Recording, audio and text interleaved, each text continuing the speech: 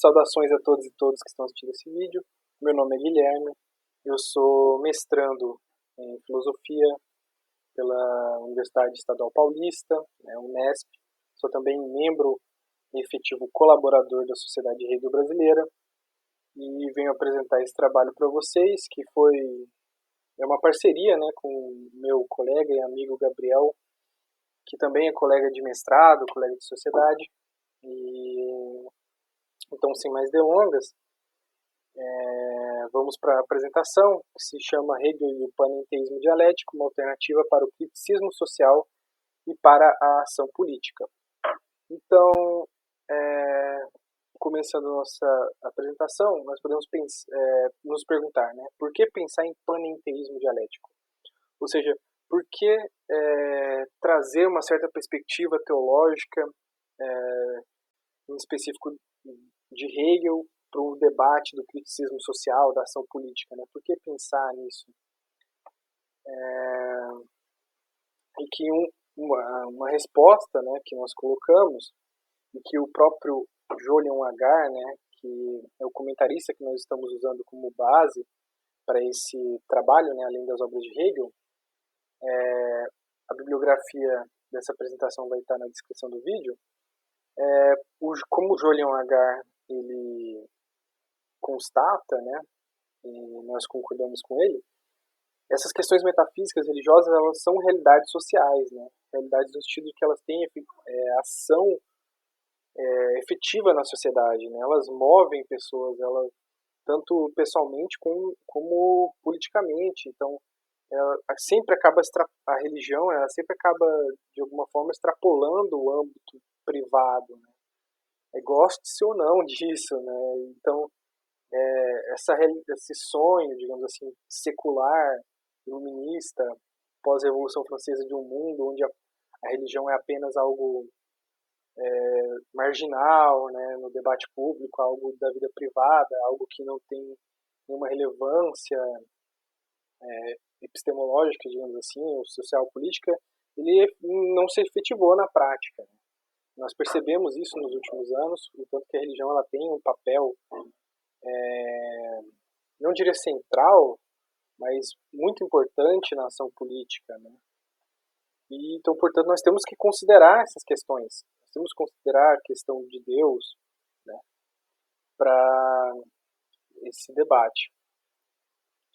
E segundo, que essa perspectiva teológica de Hegel, ela é uma perspectiva teológica que busca ser justificada filosoficamente, né? Então, ela não parte de nenhum pressuposto religioso, não parte de nenhuma revelação, de nenhuma autoridade religiosa, seja ela de uma igreja ou de um texto, né, ou de certas pessoas específicas. Ela tenta se demonstrar filosoficamente, né?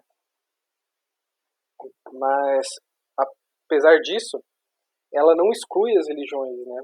Hegel, em sua compreensão da filosofia da religião, né, nas suas lições, né, diversas lições sobre filosofia da religião, principalmente as mais maduras, né, de 1821, 1824, 1827 1831, mais especificamente nessas duas últimas, né, que são as mais maduras,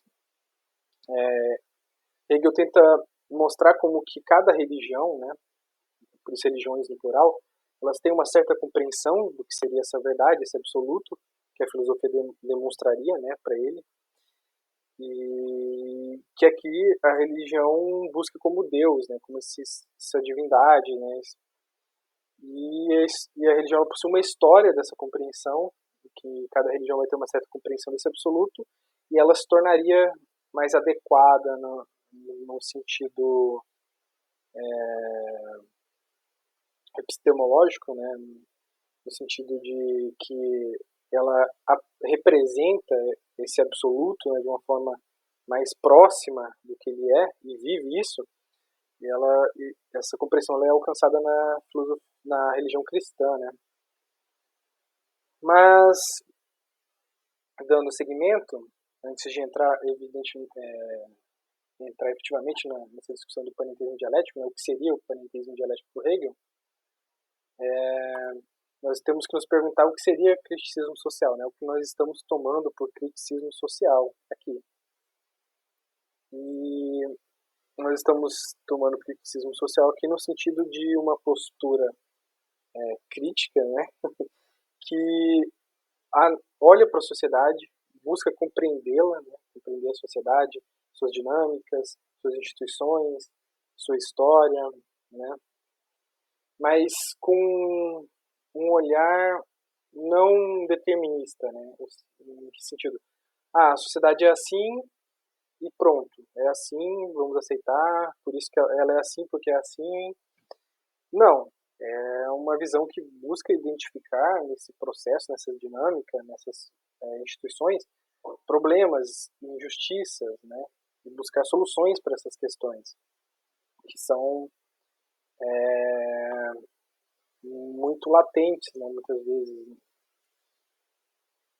E daí nós tiramos a relevância do criticismo social para a ação política, porque a ação política ela não é cega, né? Por mais que ela possa ser de alguma forma, em alguns casos, iletrada, né? Movida por argumentos, visões muito simplistas da realidade e manipuladas, né? A maioria das vezes, nesses casos, elas precisam de uma certa compreensão da sociedade, de um certo diagnóstico dessa sociedade, algo que elas querem combater, algo que elas querem que as pessoas querem mudar, né, por meio da ação política. Então, trazendo esse jargão médico, digamos assim, o criticismo social ele faria esse diagnóstico da sociedade, de seus problemas, contradições, injustiças, e proporia algumas mudanças, né, algumas ações como tratamento para tentar sanar esses problemas, né. Então, seguindo adiante, o que é o panenteísmo dialético de Hegel, afinal, né? Tanto Agar, né, como, por exemplo, outros comentadores, como Robert Williams, Peter Hodgson, identificam o cerne do panenteísmo dialético, né, aquilo que identifica que é crucial para essa compreensão, né, na verdadeira infinitude ou infinitude afirmativa que Hegel fala. Inclusive na Enciclopédia das Ciências Filosóficas, ele fala que é o conceito fundamental da filosofia, né, verdadeira infinitude. E ela aparece ali no ser aí, né, na discussão do ser aí, da Sein, o ser determinado, onde aparece essa questão do finito e do infinito, dessa relação. Você tem um ser determinado, que é finito, mas ele é finito porque ele está sempre indo além de si mesmo, né? Ele sempre tem um outro de si mesmo. E esse outro também tem um outro, né? Então ele está sempre numa relação com os seus outros, mas também em relação a si mesmo, ele também está sempre se alterando, né? Ele em algum momento ele passa a ser um outro para si mesmo, né? Se nós pensarmos, por exemplo, na árvore, a árvore já foi uma semente, mas enquanto árvore ela não é mais uma semente. Então nesse sentido ela já é um outro para si mesmo, né? O que ela era antes, um outro para o que ela era antes. Não é mais uma semente, ela é uma árvore. Então nesse sentido a finitude está sempre indo além de si mesmo. Mas aqui é tido, na ciência da lógica, ainda são categorias mais abstratas que estão sendo tratadas aqui, né? O algo e o outro. Mas nesse passar do algo e para o outro, eles acabam sempre passando de um para o outro, né? Numa progressão infinita. Então aí surge o infinito, só que é um infinito negativo, porque ele se apresenta como uma negação dessa finitude, né? Só que por ser um infinito negativo, ou seja, um não finito, ele mesmo acaba sendo finito. Por quê? Porque a finitude, ou o finito, ele é um limite para ele. Se ele tem um limite, ele não pode ser infinito. Porque uma característica do infinito é ser ilimitado.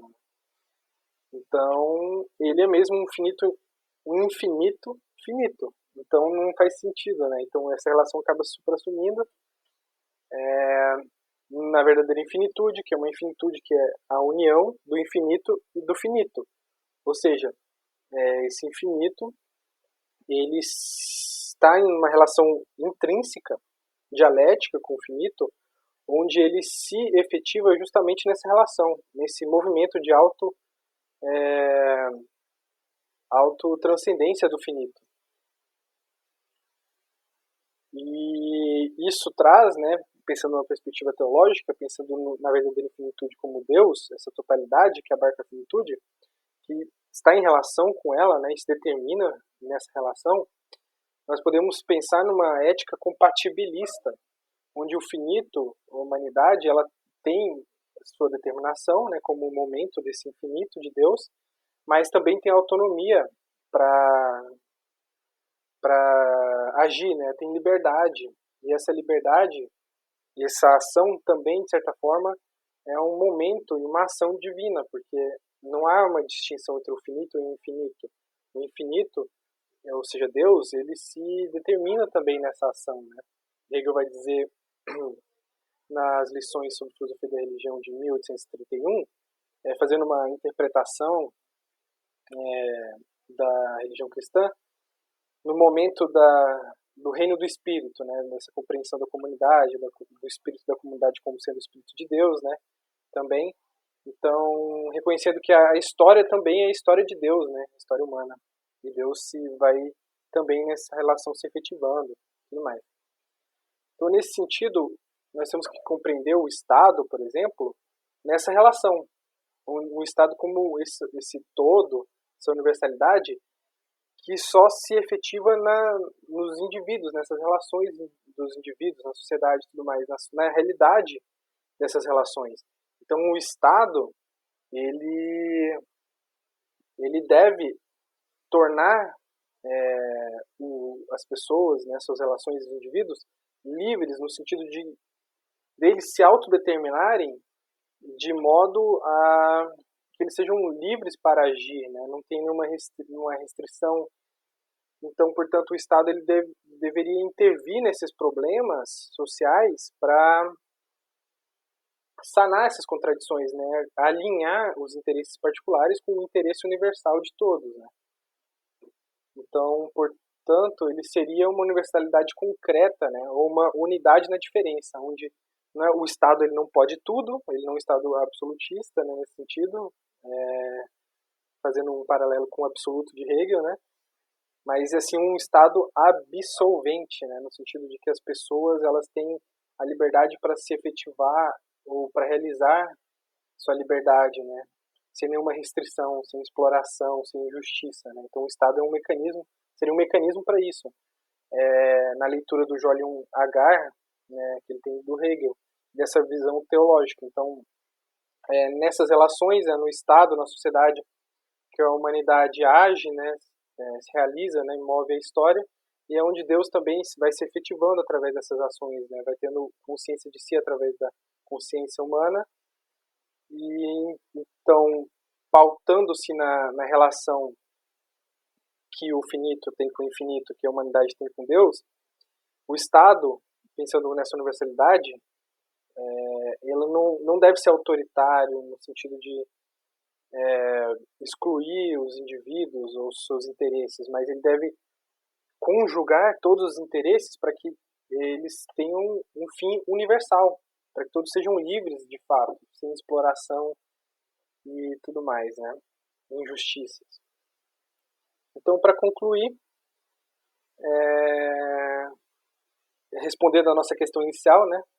Nós acreditamos que essa é uma perspectiva interessante para se pensar o criticismo social, se pensar a teologia, a religião e a ação política, né, e a sua relação, mas é algo que ainda precisa de mais pesquisa, né, ou seja, mais pesquisa na filosofia da religião hegeliana, na teologia hegeliana, qual a relação com a filosofia do direito, e ainda carece de mais debate, né, ou seja, mais pesquisa e debate. A gente precisa pesquisar, compreender melhor isso em Hegel e discutir mais, e chegar em pontos comuns, né, ou numa compreensão melhor.